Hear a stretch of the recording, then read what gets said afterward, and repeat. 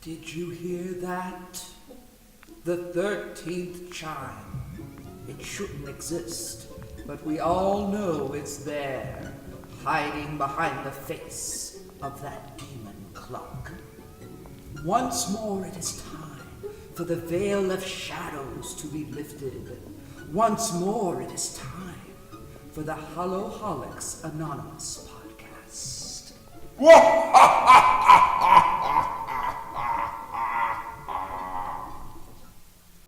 And now an excerpt from Edgar Allan Poe's The Raven. Once upon a midnight dreary, while I pondered, weak and weary, over many a quaint and curious volume of forgotten lore, while I nodded, nearly napping, suddenly there came a tapping, as of someone gently rapping at my chamber door. "'Tis some visitor," I muttered, tapping at my chamber door. Only this, and nothing more. Hello? What's your favorite scary movie? Dude, that's an impossible question to answer. Pick one! Fright Night 2. No, wait. Company of Wolves. No, Frailty. Vamp. High Spirits. That last one's not even horror. It's comedy horror. It's a rom-com with ghosts at best. Are we really going to do this right now? You know what? Never mind. Hi guys, this is a very special episode for Halloween.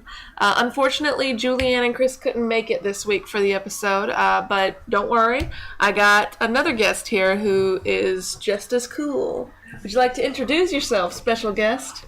Yes, I am Madeline's mommy. Yes, that's right. That's my mother talking right behind me. Her name is Denise. And she's a pretty big horror fan, just like myself. She raised me, so she should be. You want to tell us a little bit about yourself, Mom? Well, let's see. I am a theater teacher / art teacher / speech teacher. I think I've covered all the bases. Yeah, and costumer. Oh, yes, I'm a costumer, too. So you grew up watching a lot of drive-ins when you were a kid, isn't that correct? Yes. In fact, I spent a lot of time at drive-in theaters when I was a child because that was the only theater that was nearby our home.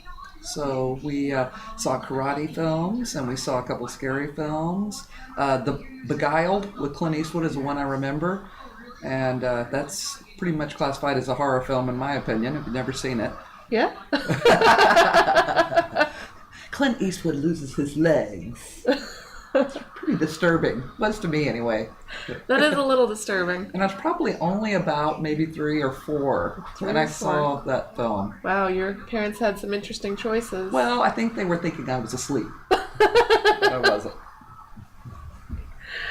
And the topic we decided to tackle today, since it is Halloween, we really couldn't pick anything to single out, so we decided to sort of make a list of movies that would be, just 5 movies that would be perfect for if you want to have a marathon on a regular day, or if you want to have a marathon on Halloween night. That's right. And we had a really hard time because it's very difficult when you love horror to just limit it to 5 films. Yeah. It's impossible tasks. But we came up with a theme, and we decided our theme was campy horror films. Yes, ma'am. We decided campy horror movies would be the best choice. And somehow, pretty much all of our movies on our 5 movies landed in the 80s, except for maybe one. One, yes. One. And let's go ahead and start, we'll list out the first one and we'll talk a little bit about it, and we'll just do that until we get to the end of the list. Mom, what's the first movie? The first film is Night of the Creeps. Night of the Creeps. Yes. And that was made in 1986. 86, same year my brother was born. That's right. Yeah. And I probably saw it in 1986. It came out. And it was directed by Fred Decker, who we found out also directed House. Yes, he also directed House, I'm sorry. Yes. And Monster Squad. Monster Squad, yeah, the Monster Squad. So 3 cult classics right there, all by one director. And Night of the Creeps is a really good homage to sort of 50s B-movies, sci-fi horror. It's a strange combination. Yeah. And Madeline's going to have to watch me because I'll give away the entire plot. So, she's probably got to edit this later. I don't know, the best way to start this from the very beginning, it is going to be a film that doesn't take itself very seriously. What gives you that impression? Well, we start off with a young man and young woman in a car, and it's like 60s. But before that, there's a midget. Oh, yes, the alien. Yes. A very small alien running through the corridors of what we can assume is a spaceship. Right. And lasers are being fired at his back, and he's carrying a bizarre canister. And before they can stop him, he sends it off into space, hurtling towards the planet Earth. And that's when we get to the part that you were talking about earlier. That's right, which was a young couple, 1960s. They're driving in their convertible. It's black and white. Oh, that's right. It was in black and white in the beginning. I forgot about that. And they see this falling star, and they decide to follow it. Very romantic notion. Mm-hmm. They stop the car, and the young man gets out, and he goes into the woods. To investigate. But not before they encounter the girl's ex-boyfriend. Oh, yes, who is a police officer patrolling. Yeah. Because there is an escaped maniac on the loose. From an asylum. Mm-hmm, of course. Where else would you escape from? And they hear actually the bulletin on the radio announcing this, which is, very similar to... the urban legend. Yes, the hook. The tale of the hook, yes. Yeah. So boyfriend goes to investigate, and the girl stays in the car. Alone. Did you hear that? Alone. And I'm not going to tell you much more about the opening here because we could just go rattle off a huge summary of the whole movie bit by bit. But it's got some great little elements to it. It's got some good physical effects, I think, for they probably didn't have too much of a budget there. No, I don't think it was a big budget film at all. Yeah. You pointed out a kind of funny little aspect of the movie when we were talking about this earlier, about where the body of the jock is stored. Oh, yes, cryogenically frozen. It's really strange, actually. I mean, I don't know if they actually do this. I don't remember doubting it at the time I watched the film, but now that I'm older, and I actually watched this film recently, I want to say it was in August of this past summer, and I remember sitting there going, yeah, that's really odd, that this body is stored at this college. And that's actually, we transitioned from that 1960s black and white setting to modern day college. 1980s. Yeah. Modern day college. Yeah. Modern day when I saw the film. And there's two young men who are in the process of trying to become pledges to a fraternity. Of course, it's 1980s. You gotta have a fraternity. And one of them, he's got polio. He walks on polio crutches. I don't know if he has polio, but that's. I think he has like muscular dystrophy or something to that effect, which it was a hot topic in the 80s, right? Muscular dystrophy. I don't know about that. I just know that already puts him at a disadvantage. It is a horror film, so It seems like more after-school specials were about MD back in the 80s. Oh, but getting back to the body, it's stored cryogenically frozen in the the college.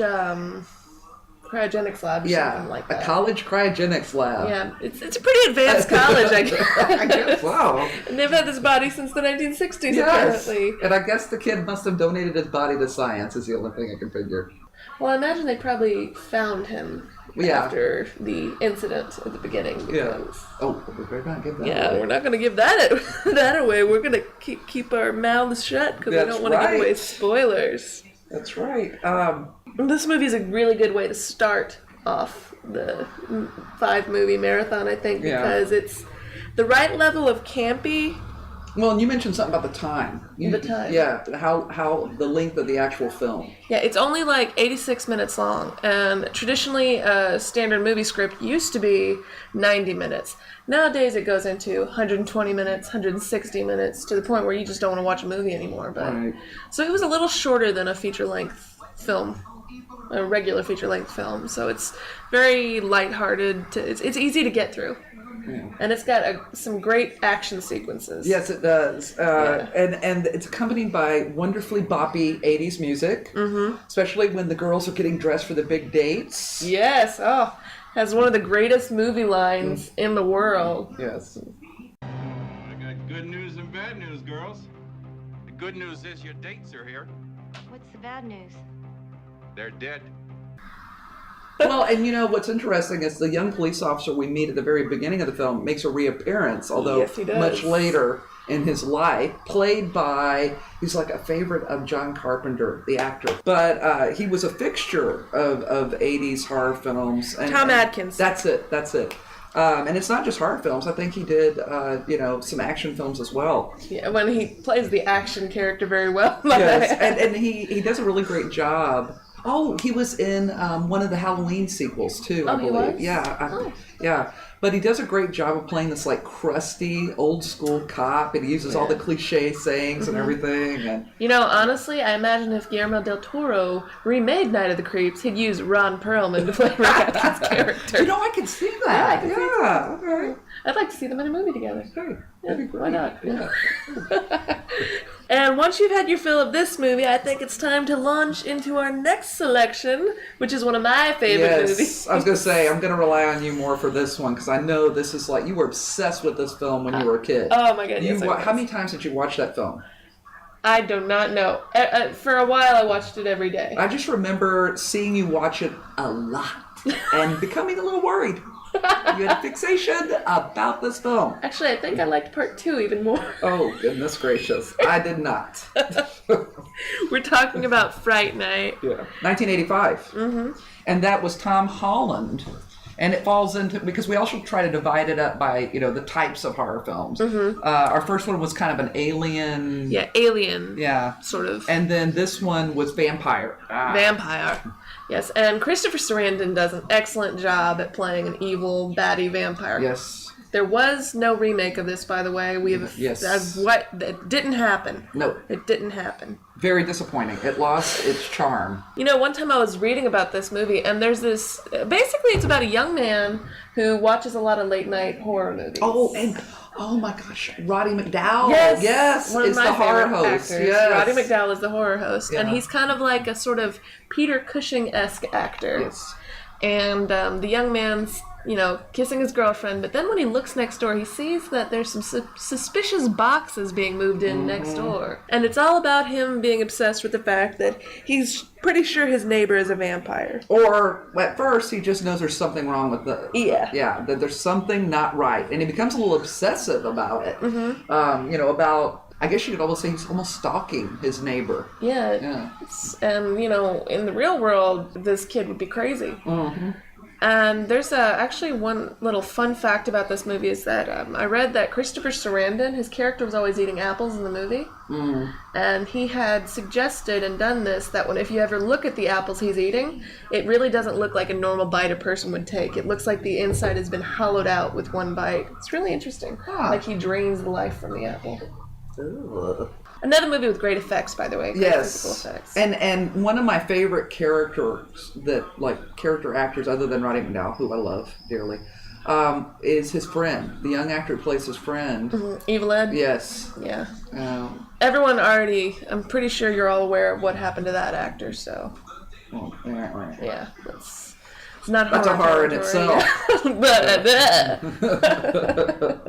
Fright Night it's a little bit more actiony than Night of the Creeps. Yeah, well, and again, without giving too much away, because we do find out that this young man's suspicions that there's something wrong with his next door neighbor are indeed confirmed. Otherwise, we wouldn't be talking about this movie. Do you remember also about that film that his mother was hardly ever home? Yeah, she was hardly ever home. Yeah, and that was that's actually something that happens in a lot of 1980s horror films. The parents are strangely not present. Yeah, the absence of the parents. Yes. This is and probably why all these kids get in all this trouble, Statement for parenting in the 1980s, perhaps. Well, I mean, I like that more than, say, teen movies from the 60s and 70s where the parents were just terrible actors. That's true. I'd rather see no parents than bad actor parents. Yeah, I agree with you. what else can we say about Fright Night? It's the classic kind of vampire. It's my favorite kind of vampire in a movie. There's coffins, there's garlic, there's holy water, there's Humor. crosses, humor. Yeah. Yes, it's got the perfect balance of everything I think goes in a good vampire story. Nobody sparkles. No. Nobody drinks tomato juice. I mean, yeah, they're vampires. yeah. And Chris Sarandon isn't wearing a black cape. He doesn't look like a vampire. But he looks good. Yes, it was in his prime. Gosh, that has one of the most also like very uncomfortable dance scenes. Oh yeah, very the seduction. Oh my goodness. Yes, yeah. I'd say it's far more seductive than I ever saw Bela Lugosi being on screen. Now I don't remember much about the sequel, but The you sequel? like the sequel? Oh, I love the sequel. It's a good sequel. I do. I'm trying to. You know what? I'll be honest with you. I didn't like it, and so I have a tendency when I really don't like something, I just do not remember the plot at all. And I totally get that. I liked the sequel because I liked the fact that Charlie, the main character in the sequel, even though we're not really talking about the sequel, I'm just going to go ahead and spoil this part. Okay, go ahead. There's another issue with a vampire. This time in a hotel, and he's been convinced that he was just crazy, and that all the stuff that happened in part 1 was really just group hypnosis at best, and that his neighbor was a serial killer. In part 2, he suspects a vampire, but then he thinks he's crazy, and then it actually is a vampire, and it starts to slowly turn him instead of his girlfriend. And that's one thing I like about it. Okay. It's the reversal. It's usually the girl who gets seduced and turned into a vampire, and that's why I like the sequel, because it was different. You want to go ahead and move on to our next film, which is the only film that's not in the 80s. It was made in actually 1993. Yeah. And I have a really cool story about this film. Yeah, it's also the only movie I can't eat when I'm watching. Oh Lord, no. No, physically impossible. I actually saw this film the year it was released with some really good friends because we loved horror films. And It's Dead Alive. Yeah, Dead Alive. I'm sorry, Dead Alive, and we had gone to downtown Austin near the UT campus to a theater there, and it was a midnight showing. Oh my gosh, I can't even imagine how it was awesome great. Let that me tell must you, have I've been. never had a movie experience. First of all, it's a very small theater, and you would have to see the movie. If you haven't seen the movie, you need to see the movie. It was like total audience involvement. People were laughing and screaming, and I've never been to a film where it had that kind of audience effect. It was just wonderful. You know what? I had that experience recently when I went to see an Indian movie called Power. And yeah, I know what you mean. Yeah. It's incredible to be in an engaged auditorium. Yeah, and you once you see this film, you'll understand why that's possible. It is well. Did we mention it was directed by Peter Jackson? It was directed by Peter Jackson. Which may be surprising. Yeah. Yeah, because we know Peter Jackson for Lord of the Rings Yes. and King Kong for some people. But you know what? Honestly, when I look at the orcs, I can kind of see it. Yeah. Because they're kind of gross. Now, this was early in his career. Yeah, this was early in his career, right before the big leap to, like, The Frighteners. Yes. Oh, that's right. Yeah, that was another film. Now, I think I read this somewhere. I'm not sure if it's true, but wasn't this film banned in England or something like that? I want to because a video it was nasty. It might have been a video nasty because it was. I mean, it's pretty graphic. There's no way around it. Yeah. You know, Peter Jackson. His whole point of this movie was to set out to make the grossest film he possible. did. Yeah. The grossest movie ever. And you know what? I think it still is the grossest movie ever. Scene I will never forget as long as I live. Which one? At the dinner table. Oh, the custard. Oh. Oh my god. Even just thinking about it, It's I gag. disgusting. It is one of the grossest experiences you'll ever have watching a movie. In fact, Well, I mentioned this in my blog. And this is also the first time we were introduced to this concept of the infected monkey. Oh yes, the rat monkey. Yeah, that's right. Which has quite a disturbing little origin story. Yes. Reckon they're only found on one island, you know. Story goes, these great big rats come scuttling off the slave ships and raped all the little tree monkeys. Uh-oh. Is that your phone? Why isn't your Sorry. phone on silent? You were talking about the rat monkey. Oh, rat monkey. Okay.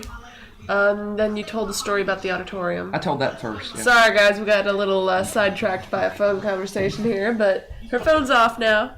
Lawnmowers. You'll never look at them the same way again. You know what? I thought chainsaws were awesome. No lawnmowers are where it's at. Oh, and if you were to like describe this, if you were to put it in a category, you would say it is a gory. It's a zombie. It's a zombie picture, but there's. I mean, I guess that would be the right way to put it, wouldn't it? It's zombies. They're a type of zombie. I'd say they're zombies. Yeah. I mean, the zombies in our next movie. You're bitten. You're bitten, So. and you transform. You die. You die first. Yeah. So they are zombies. Yeah. Okay. Glad we got that resolved. Apparently, you're smarter though as a zombie if you get bitten by the original rat monkey. That's the impression I got. Oh my gosh, this is. Oh, I forgot. I just remembered something else about this movie. This is one of those movies when you think back to it, when it's been a while, you suddenly remember all the bits and pieces of it, and you keep going, to yourself over and over again. My favorite line is in this movie, but I'm not going to say it. Oh, which one? You know, but I'm not going to say it. The priest says it. I'm not saying it. That one. That one's a good one. You want me to put that No, one? No. Save it? I don't want to be part of that line. Okay. Because we're good Catholics. That's why. Right. Okay. And good Catholics shouldn't say things like that. But it's there's an amazing oh my goodness. There's so many good one-liners. I can't say anything else without giving Okay. I don't want. Well, you can give away a few details. There's a biker gang. Yes, there is a biker with gang. most intense pompadours. Well, and it's a very small community, which, when I think about it, it reminded me, is it the same place they filmed? It's New Zealand. But it's like the same town that they filmed Frighteners. It looks like it. It may be. You know what's really funny? I was listening to our favorite podcast. My mom actually listens to it too. If Tony and Ted are listening, hi guys. They talked about Dead Alive at one point. Oh, too. they did. Yeah, and one of them mentioned that when he watched this, he didn't realize it was set in the 1950s. Yes, it is. He just thought that's how New Zealand looked at the time. Well, you know what? I remember thinking that it was very retro looking. I didn't realize it was supposed to be 1950s either. So I had the same problem here until I heard them mention that. I was like, oh, it is set in the 1950s. That makes more sense. And you have a lead character who lives with his mother. Oh, yeah. Homage to Psycho, perhaps? I don't know. Who knows? I just know it's a crazy film. Now, did Peter Jackson write the script? I'm just curious. Oh, he probably did. It's amazing. I love that movie. Yeah. I just have a special place in my heart. Me too. Film. I remember when I was a kid, and every Friday, we'd go to the video store to each pick out our movies. We were allowed 2 movies, and my mom would have to decide whether or not it was okay for me to rent them. Dead Alive is such a good movie that I guess she ignored the fact that it was very grown up because it's such a good movie. Well, I mean, and I get on. I mean, I have a very low opinion of parents who take their kids to films that I feel they're inappropriate, and yet I but probably we didn't go to the movie did the same. It's true, but still, I mean, it's the same principle applies. I mean, and there are some films that you watched as a young one that you maybe, in retrospect, you probably shouldn't have. Oh, but they've helped form me as the sick and twisted individual I've become. And you've never committed any crimes. No. You've, earned a college degree. Yeah, a bachelor's. I do have issues with the way sometimes that you keep your closet, but that's okay. That's a mom's job. We don't always. I'm a little obsessive about the closet. You're not necessarily as obsessive. Yeah, I'm 25 and I live with my mother right now. But we love each other. But you're going to go away soon. Yes, I am. I promise I will. I don't want you to, but you're going to have to. Okay, that'll... I love the zombie baby. Oh, that's the thing I wasn't going to say. Why can't you mention the zombie baby? Well, because it's like giving away something. It happens like halfway through the movie. Oh my gosh. That's not a spoiler. Okay. There's a zombie baby, and it's the greatest zombie baby ever. Oh, and you see the birth. You see, yes. Oh yeah, that's. You see the conception. Oh yeah. No. I think this is the only movie I can think of where you got the devil's look into zombie lovers' eyes as they met each other. There are some strange things in this film. It's so funny. And actually, when you look at Peter Jackson's later films, and then that's if you actually have seen Dead Alive, you're just like, Well, where did that come from? I think it's because when you watch something like Lord of the Rings, you think, well, anyone who directed this doesn't have a sixth sense of humor side. No, it's just very classy. I mean, Very that's classy. the best word, yeah. But you know what? Even the most classy people can have some gutter trash sides to them, and Peter Jackson has the best. Apparently. He's just such a talented... Has he ever said anything about that movie? Has anyone ever asked him about it? I'm sure people have asked him about Dead Alive. I haven't ever really watched many interviews, but yeah, Dead Alive is just great. It is. My favorite part is this bit with the intestines looking at themselves in the mirror, and then this music playing. It's like, ta-da-da. Oh, yeah, there's a lot of elevator music in that movie. It's really good, and there's so much fake blood. So much blood in this movie. Well, wait a minute. When we get to the lawnmower, the famous prop, it's just... how many barrels of blood do you think Oh my god, they probably never got every bit of blood out of that building. Can you imagine the cleaning bill? I can't... They must have had tarps somewhere. I'm just trying to figure out how do you do a film like that? It takes more than a couple of hours to shoot it. How do you just keep... Just throwing it? No. What I imagine is that probably half the budget just went into supplying this blood. And dry cleaning. Yeah, dry cleaning. Yeah. Which, as a costumer, that's what I would worry about. Oh no, you got fake blood on this. Are we going to be able to get it clean? So, I mean, it would drive me nuts. Yeah, there's not really a fake blood recipe I'm aware of that doesn't stain. No.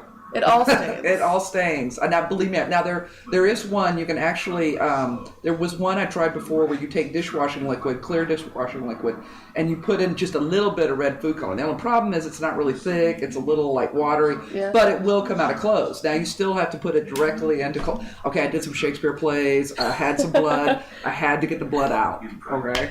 So, I've had experience with the blood. Okay, I think we've said all we can say about Dead Alive before we spoil more stuff. Anything, but it's like a burrito. There's so many elements. I mean, there's it goes on and on. It's the only movie that I can watch and maybe immediately watch it again. Yeah. It's so good. You know what? We need to watch that movie again. We haven't watched it in years. Okay. Let's watch it this week. Okay. Can you tell we really like this movie? Let's talk about the next movie. Is actually the last thing we both watched together. One of the last things. When did we watch this? It was recently. It was a couple. We did a Dario we did our Dario Argento marathon, and then we watched a few Italian movies, and then we landed on this one, which is Demons. 1985. 1985. And it was directed by Lamberto Bava, Mario Bava's son. Mario Bava. Certainly not the artist his father was, but it's said that this movie was really shadow directed by Dario Argento. Oh, was that the first one too? I'm talking about the first one. Oh, okay. I think Lamberto Bava had more of a hand in the sequel, which, oh god, the sequel. That's one of those sequels that you don't watch it. Please don't. Don't watch it. Because we actually watched the sequel right after we watched this one. And we wondered why it was so hard to get a hold of. Yeah. It's no one wants to watch it. No one needs to watch it. It's horrible. Part 2 is terrible. But the first one's fun. Oh, and it's got a great soundtrack. It features... Motley Crue actually has, a song in it. And again, this is another movie I saw when it originally came out. And I know a horror film is good if I actually have a little trouble going to sleep. Okay? And I remember the first time I saw this film... I actually had a little trouble going to sleep. Yeah. Now, when we watch it recently, I was like, okay, it's not the same. But, No. I think any movie, especially 80s movies, for some reason the 80s movies really date themselves. Yes, they do. But any movie, after a couple years, it loses some of its power. Yeah.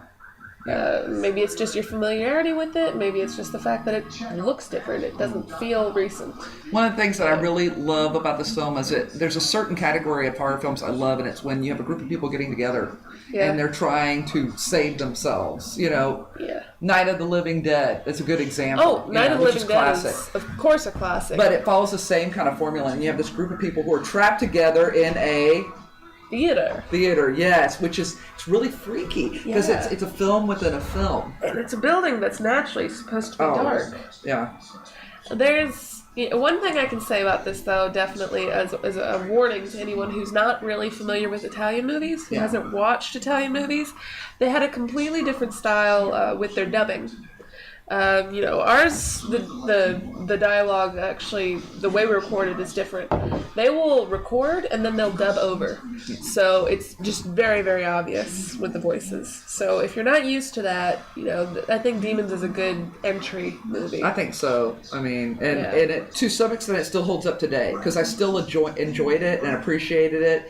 The makeup, because again, this is before CGI, and that's great. That was one of the things that we're going to talk about later. Is we're talking about before CGI, and when you watch these films, how some of the makeup effects are pretty amazing for their time, and this is one. The transformation, the very first demon transformation, it blows your mind. It wouldn't be the same if it was computer generated. No, it would not at all. It is like atrocious. When the teeth come out, there's something about teeth and nails, and I think this is universal for everyone. You see someone losing their nails, you see someone losing their teeth, it makes your spine tingle. Absolutely. And again, going back to the idea of being trapped in a movie theater, there is this feeling of claustrophobia and this terror associated with being trapped. And my favorite part is this whole idea of you're there to watch a movie, and as you're watching the movie, it's giving you this foreshadowing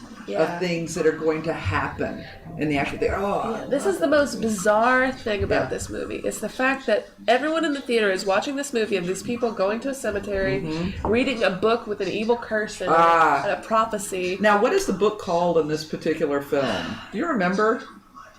It might have been the Necronomicon. So there we go. The Necronomicon. Usually is. You're in trouble when you find a book and it's a Necronomicon. Necronomicon. It's like, shit, what? If I saw the Necronomicon, I would leave it alone. Exactly. Especially if it's covered with, a leather-like... Yeah, exactly. With an angry, weird face. I mean... Bruce Campbell. We totally forgot that. We could have used all those. That's its own category. That's its own category. That's true. Because you talk about that, you have to talk about the whole trilogy. But you can't, mention Necronomicon without thinking about... Okay, you know what? Necronomicon, let's just give a special shout-out to my boy, Sam Raimi, Bruce Campbell, Thug Life. Are you happy? Yes, I am. Okay. What else could we say about Demons? Oh, there's some gross gore in it. Now, I actually was introduced to this film by a fellow horror fan, one of my best friends from college, and we spent a lot of time watching horror films. Doesn't he have a vintage clothing business now? Yes, he does. He has a vintage clothing business. We were both costumers in college. And I remember the first time watching it. Now, I actually watched a sequel with him, too, but I don't remember it being so bad. So what I'm trying to figure out is... Okay, how is it that I can watch? Because usually when I watch a bad movie, I remember it being bad. Oh, wait a minute. Maybe I don't remember it being bad. No. Mm-mm. I'd have to be really, really drunk to ever think part two was good. I know. I was not a drinker. Maybe watch you were movies. distracted. We ate popcorn. We watched movies, I may have fallen asleep a couple times. That may be why my memory. So, if that movie had 20 minutes cut out here, 20 minutes cut out there, 20 minutes during the little demon bursting out of the chest scene. And they try the same thing. And we're not going to go into Demons 2 because it's not worth it. Yeah, but they tried the same stuff. They even have one of the actors. the actor who plays basically a who's pimp. Like the best, most over the top character. And we need to find out his name. He plays a trainer in the second film. But they tried the same formula of having people trapped. And in this case, it's a high security apartment, and it just there's so many things wrong with that sequel. Again, just don't waste your time. You'll just be bitterly disappointed. If you want to see a great film that deals with demon transformation and early makeup special effects and Italian in origin, it's Demons. Yeah, it's also got one of the most blatant scenes thrown in just for a plot device when the druggies are and they're listening to the Billy Idol and Motley Crue, which you're trying to figure out. These people are badasses, and they have miserable lives. And they have piercings, and they're punk, because this was during the punk year, so they were trying to grab hold of that audience. And they're driving around in their car looking for trouble, and they find it. And it's the only time we actually go out of the theater until the end. Once they arrive at the theater, most of the movie takes place inside the movie theater. Well, and about them trying to get out. Yeah. Without, being attacked. I really enjoy Demons, and I don't think it would make a good pairing with Night of the Living Dead in the same night, though, because you're watching Night of the Living Dead, no, which is two a masterpiece. Yeah, it is. And then Demons is a campy masterpiece. Yeah, it's campy, and that's why we chose it, because it has some, and the dubbing lends to it, you know? Oh, it's just got a good atmosphere. Yeah, it's a fun movie. Yeah. And especially because, you never know who is going to become one of them. Oh, yeah, they do a really good job. Yeah. They surprise you. Yeah. Oh, yeah, they really surprise you. Well, that's all we really have to say about Demons. Yeah, we need to move on. Our next movie is another zombie movie. It's actually a pair. A pair, because you can't just do part 1. You gotta do part 2 as well. That's right. Return of the Living Dead, part 1 and 2. Yes. Which is so fun. Oh my gosh, I love these movies. The physical effects are great, and it also has, he makes an appearance in part 2, but he's also in part 1. One of the greatest zombies I've ever seen in a movie. The best makeup, the best costume. He's known as Tarman, and he is just incredible. What they do with the eyes, the flexible mask, it's hard to describe without seeing it, I'll probably share a video on the blog entry. And that was made in 1985, the first one. The first one. Yeah. And the second one was 88, I believe. Yeah, and again, it's the 80s, and they have that punk kind of, thing going on. Yes, with the young people, the teenagers. Yeah, I mean, I could have done without the graveyard dancing scene, but this movie was. They had young men in mind, so you got to give them something to watch. Well, first of all, we start with the two main characters who make an appearance. Yeah. In part 2. Yeah. Okay. What we can honestly say is everything is the government's fault. Oh, yes. They make the problem and they try to solve the problem, and then they just make a bigger problem. Yes, exactly. And it's circular. It's circular. Yeah. Mm-hmm. The way we begin, we end, and they're preparing us for it to happen again. Yeah. There's a bit where this toxic rain, or fog and rain, spreads through the cemetery, and the zombies rise from the grave. And I think this is one of the best. This is part 1, the best zombie rising from the grave scene. I don't know. Sugar Hill. Wait, well, Sugar Hill is pretty awesome, but yeah, Sugar Hill, and then of course you've got Lucio Fulci's classic Zombie, or Zombie 2, as it's also called, I think. Mm-hmm. Yeah. Yeah. I really love the rising from the grave scene in Return of the Living Dead. It's just great. It is. Do we want to talk about, the plot line for this? It starts off in a medical supply facility. Yes. Yeah, where they sell things like, cadavers, split open dogs, butterflies on the wall, stuff like that. Very odd things. Very odd. Yeah. Yeah. And there's an old man who's showing off to the new recruit, the new employee, telling him stories. Back in 1969 in Pittsburgh at the VA hospital, there was a chemical spill, and all that stuff kind of leaked down into the morgue, and it made all the dead bodies kind of jump around as though it was alive. What chemical? 2,4,5 trioxin, it's called. It was to kind of spray on marijuana or something, and the Darrow Chemical Company was trying to develop it for the Army. And they told the guy who made the movie that if he told the true story, they'd just sue his ass off. So he changed all the facts around. So what really happened? Well, they closed it all down, see? And the Army shipped all that contaminated dirt and all those dead bodies out. And they kept it a secret. So how come you know about it? What typical Army fuck-up. The transportation department got the orders crossed. And they shipped those bodies here instead of to the Darrow Chemical Company. As he thinks over the situation. And basically he's just showing off. Yes.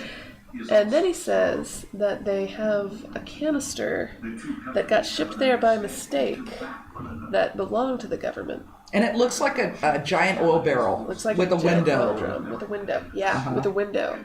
And you can't really see what's inside the window. And they mess with it. They and it drag opens it. up. Not yet. No. First, it gets ruptured. That's okay. Yes. Yes.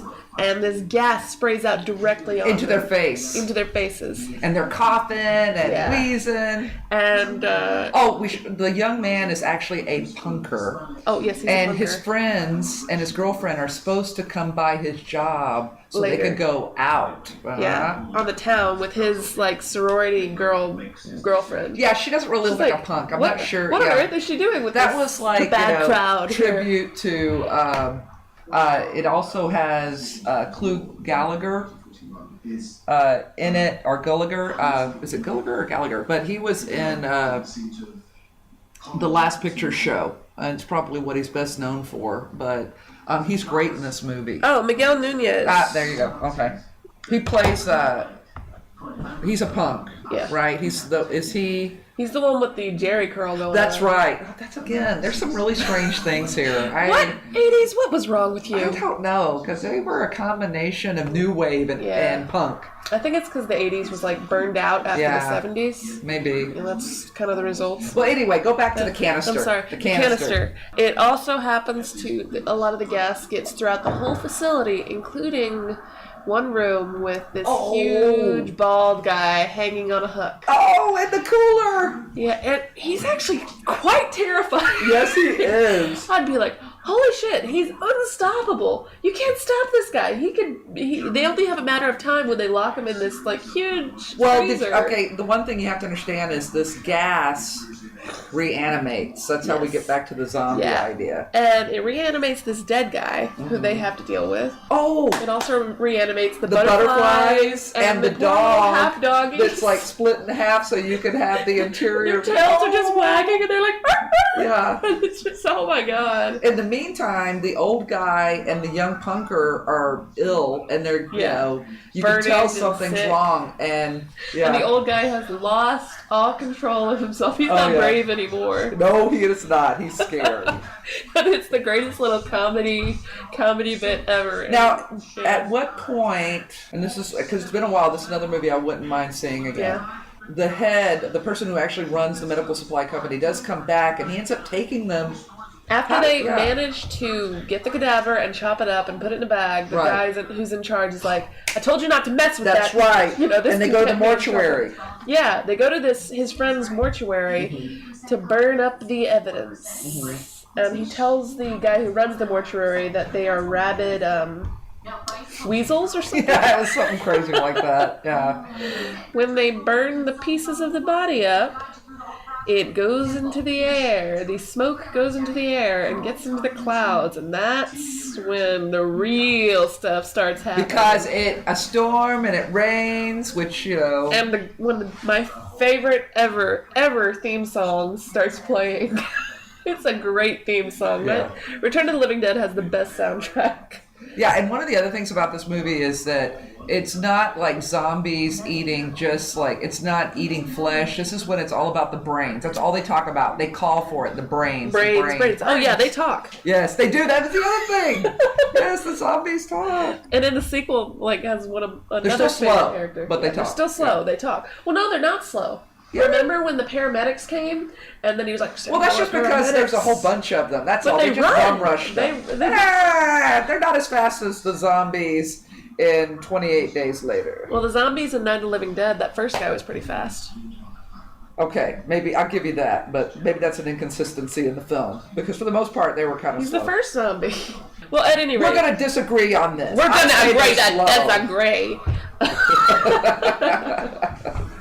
And in the sequel, there's one zombie who's like a rich Southern woman, and she's very sassy. Oh, yeah.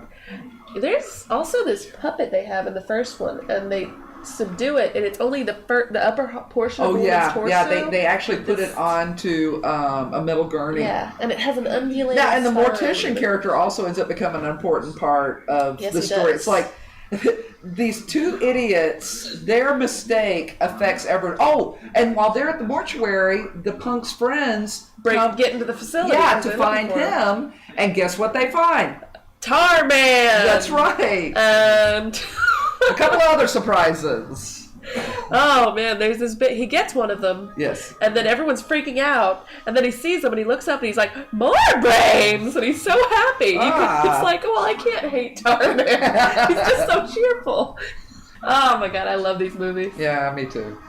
What else can we say about this? Well, so they eventually everyone, for the people who survive, end up holed up in the mortuary, and there's just something disturbing about that in itself. It's just uncomfortable.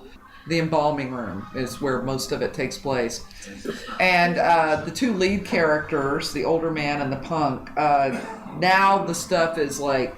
It's destroying them. And the young one takes a dark turn. Yeah. A bad turn. And the older one tries to make amends for his foolishness. Mistake. Yes, his mistake. Because it is his mistake. Yeah, he tries to do something selfless, but unfortunately, well... It doesn't really work out. It doesn't pan out. You feel sorry for him. Yeah. Real sorry for him.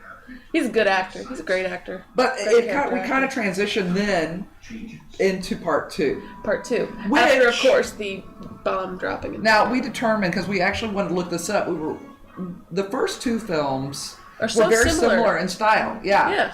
But don't see anything after that. Yeah. Do not see any of If you want to remove the comedy from it and you just love zombie movies in general and have to, then watch part 3. Good for you. It's not as good as part 1 and 2 in my opinion. I don't think it's that great.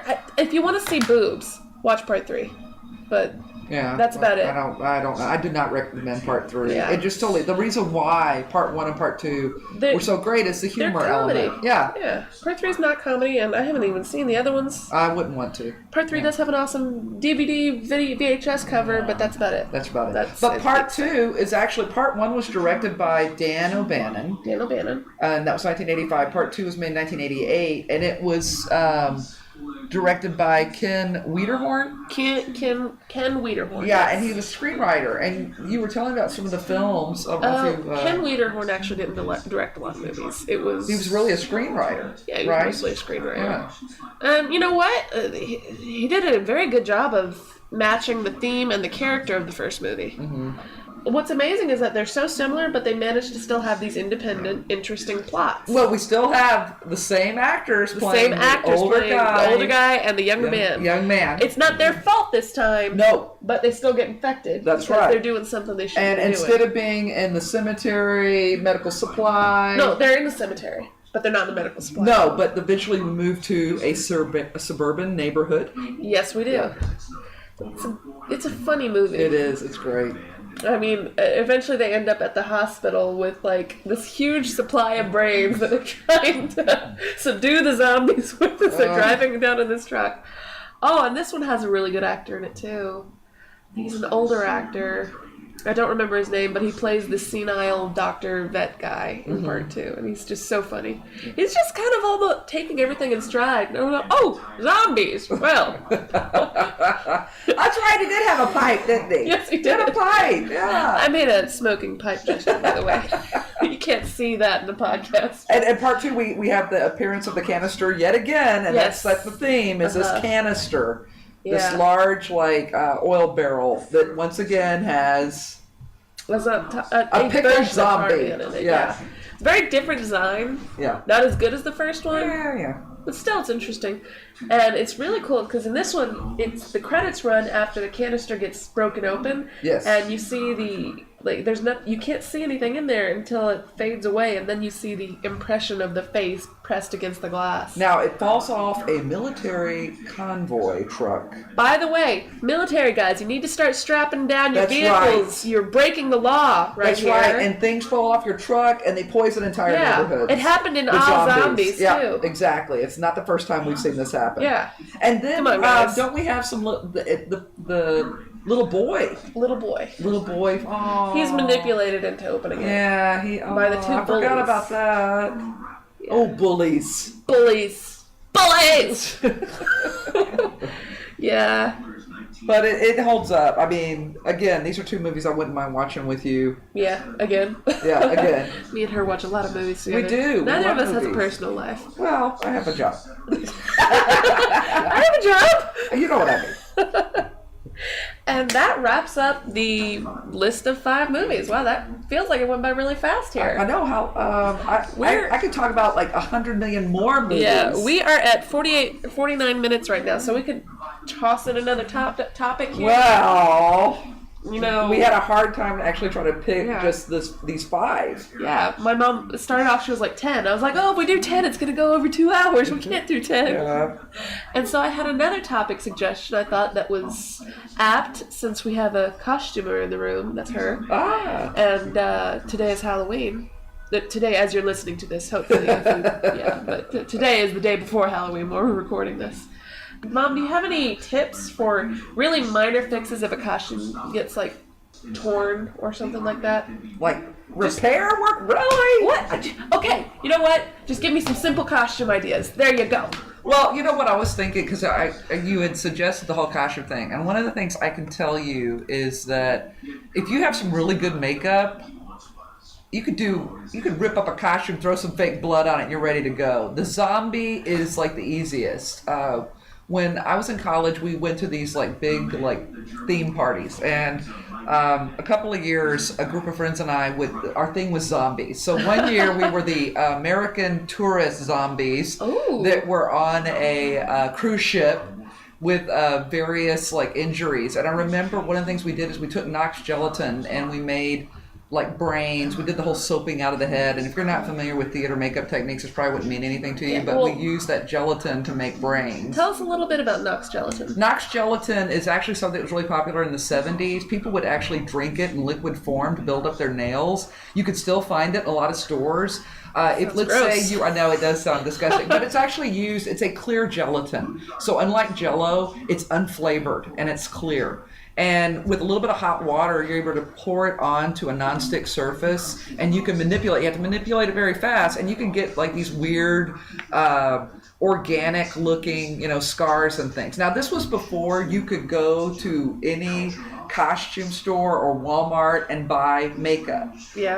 Back when we were in college, you had to order this stuff from theater supply companies like latex and everything. So that wasn't exactly feasible or economically feasible. So we had to come up with other things. So, other things that we would use, and actually things that I use now, I'm going to be doing a workshop in my class about it, is white glue.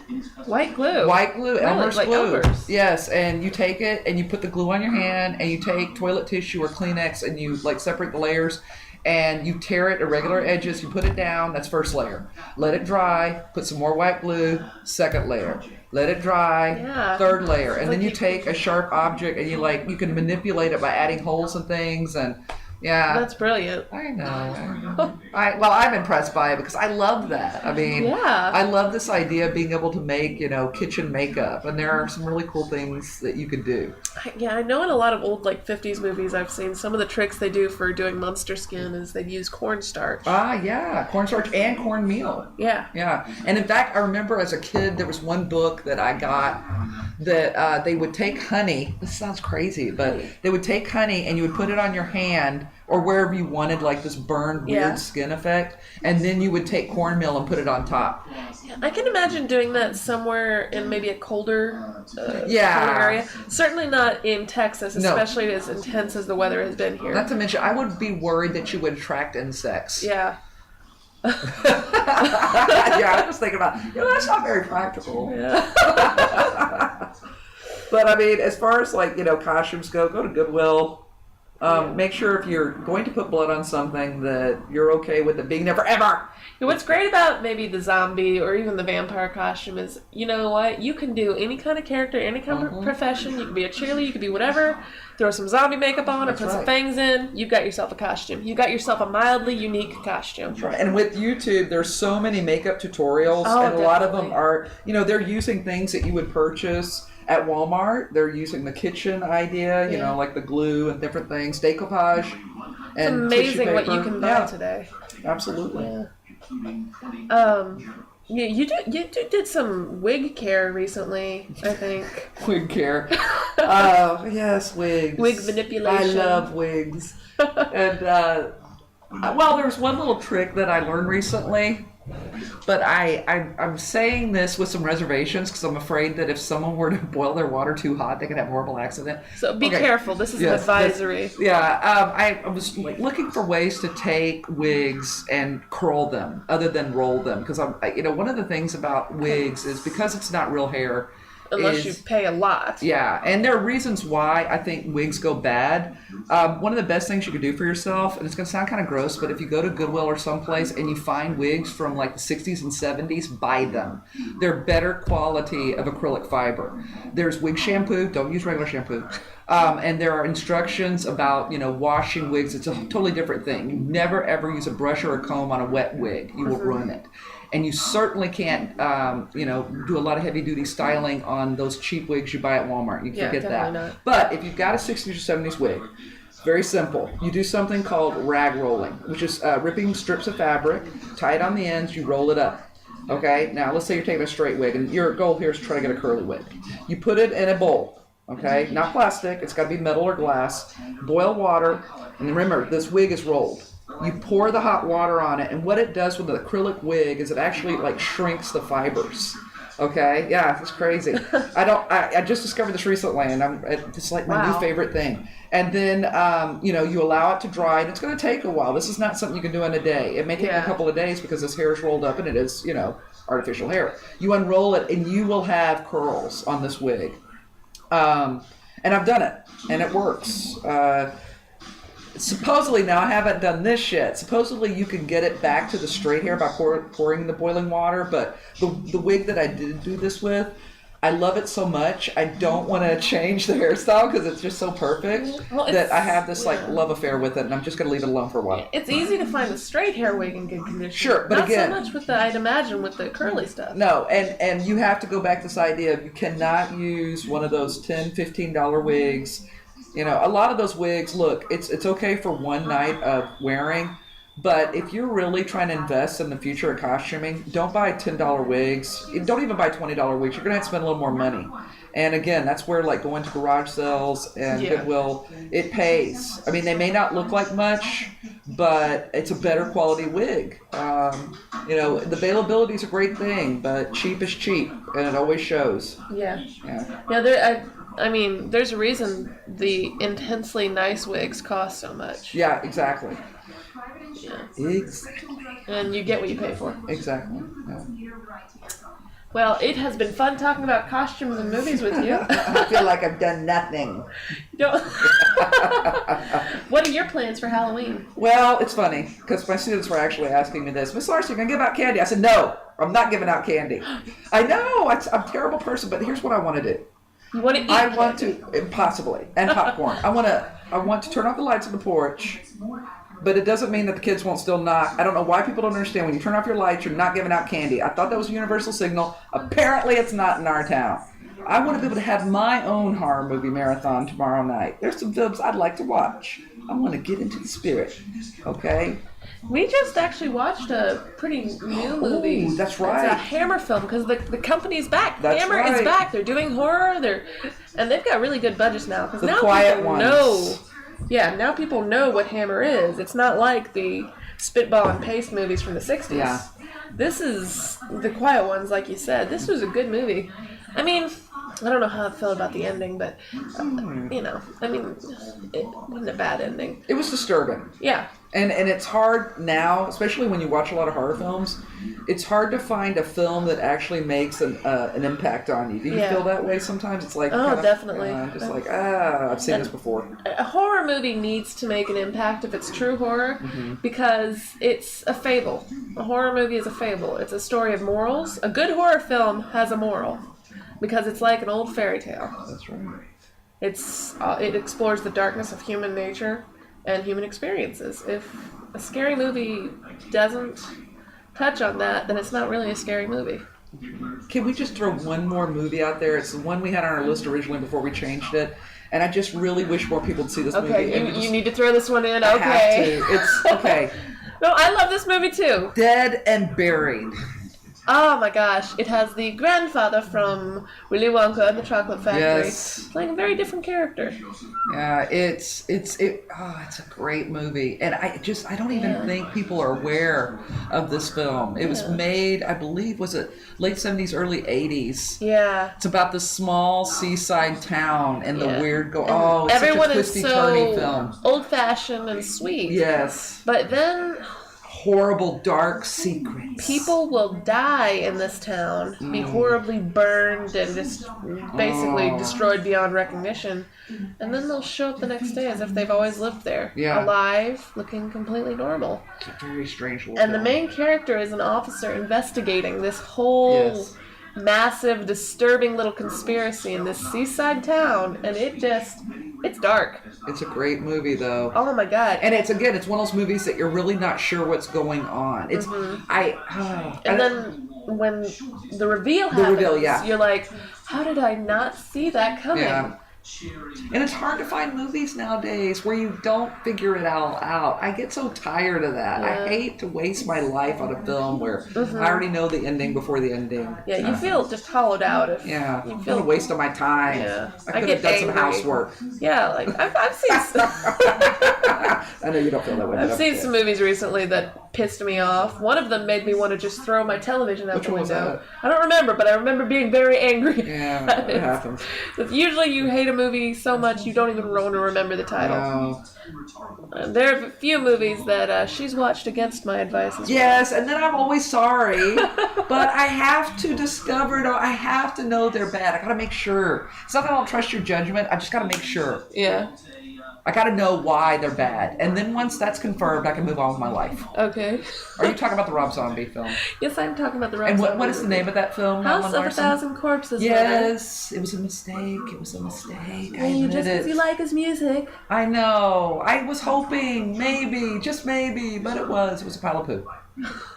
And no offense to anyone who enjoys that movie. I like Rob Zombie. I just didn't like that movie. Oh, I didn't like it either. I think he was trying to do too much in one film, maybe. I don't know. Every time I see his movies, I'm sorry, it just feels like he's trying to redo the remake of Texas Chainsaw Massacre. I know, I can't. And see, Texas Chainsaw Massacre, it's a one-time viewing for me, and then I just don't. Just the original, really. Yeah, and I'm not interested anymore, because it's not my kind of horror, really. No, zombies, vampires. Ghosts. Ghosts? Yeah. Oh, we love a good ghost movie. Demonic possession? Yeah. I mean, zombies even. Yeah. But if it's just a person, a crazy person who maybe looks weird, it just doesn't chopping up people, it's not now. Unless it's Psycho. Well, wait a minute. I do like that movie. But that's Hitchcock. That's true. And that's film noir. Really, I mean, it's kind of reverse film noir. And kind of a mystery. Kind of a mystery. Yeah. That's a good movie. She couldn't get into Reanimator because of the intro song being a cover of Psycho once music's been used for something, and it's that, like, iconic, you really need to leave it alone. Don't try to reuse it. You're not supposed to. It's like taking the theme song to Halloween and trying to use it for another movie. Really? I'm not going to think about John Carpenter's Halloween? Yeah. Are you kidding me? I already mentioned before when they used the Dracula song. American. Francis Ford Coppola's Dracula song that's used a million times. Okay, I admit I've used it for a couple of plays, but that's different. It's okay to use it at a play. Yeah. A play at a high school, but come on. Who's gonna see it anyway? An internationally broadcast popular television series. Yeah, you should not. You should not. There are people out there who write music who would love to have the work. Give it to them. Yeah. If you had to pick a campy horror film that was generally safe to watch with kids, what would your selection be? Oh, man. When I say kids, I mean other people's kids, so you have to be extra. Well, that's what I'm saying. I don't know. Again, as your mother in my my 20s, I think I was a little more, loose about things, but now, in my 40s, yeah, of course, I am much more conservative. Ernest Scared Stupid?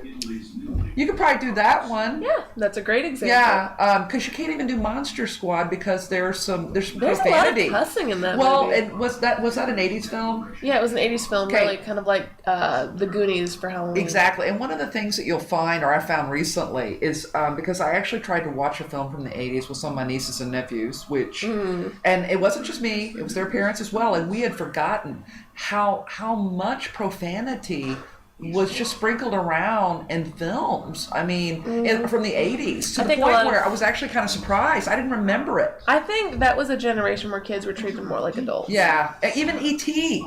You know, there are words used in that film that are inappropriate. You know, so that's the only movie I can think of. Ernest Scared Stupid. Okay. That would be campy. Yeah. So if you decide, and if you're parents and you decide you do want to do a campy movie marathon, but the kids are still awake and the trick-or-treating is over, and you want to have something to watch with them before you start the movies we already suggested, then Ernest Scared Stupid would be a good choice. Yeah.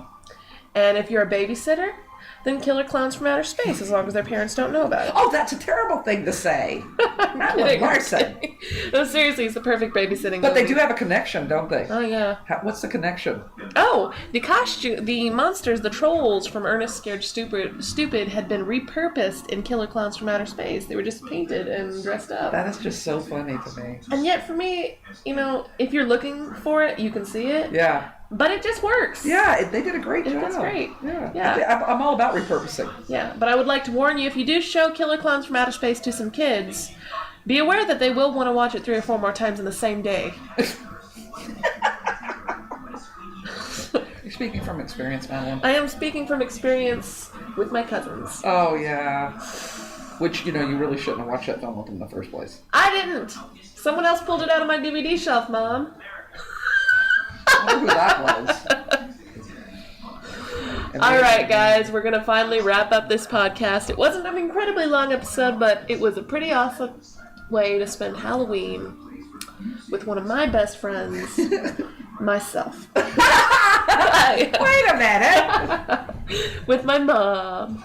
And I think Halloween is a good holiday to spend with family members, rather than drinking and driving and wearing a stupid costume. You shouldn't be drinking and driving. Yeah, you shouldn't be wearing a stupid costume and drinking and driving, or just drinking and driving at all. Because if you have a wreck, goodness gracious. Yeah, you're going to look ridiculous. That's right. Of course, your makeup will be more convincing if you... That's true. If you're doing the zombie thing. Where was I going with this? Oh yeah. Some wonderful podcasts to mention before I sign off today. One of them is called Sawbones. The other is Horror Etc. That's Horror ETC. Mom, would you like to tell them about Horror Etc.? I love it.